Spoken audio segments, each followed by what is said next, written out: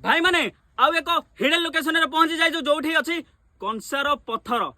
आश्चर्य हो ना आमे भी आश्चर्य होइथुलु। आसंतु आपन मु देखौछि कंसार पत्थर जोटा को बाड़ेले घंट भलिया साउंड होछि। गाँ लोक माने कहउछन्ति जे सब पत्थर को बाड़ेले ओटा अलगा साउंड किंतु सिए गोटे पत्थर जो पत्थर को बाड़ेले घंट भली साउंड होछि कंसा भली साउंड होछि। आसंतु आपन को सेई पत्थर देखौछि देखंतु ये गोटे पत्थर ये गोटे पत्थर साउंड कोन होछि ए पत्थरटा को देखंतु।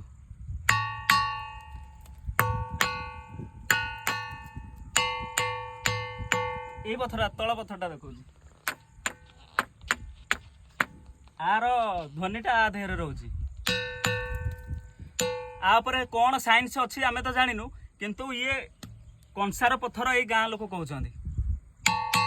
ए लोकेशनटी होଉଛି ଆମର ତିଗିରିଆ ର କଳିବିରି ଅଞ୍ଚଳରେ ଏଇ ପାହାଡ଼ଟି ପଡୁଛି। ଏଇ ପାହାଡ଼ଟି ନାଁ ହେଉଛି ଦାନ୍ତିମୁଣ୍ଡିଆ। ଆପଣ ଚାହିଁଲେ ଏଇ ଜାଗାକୁ ଭିଜିଟ୍ କରିପାରେ।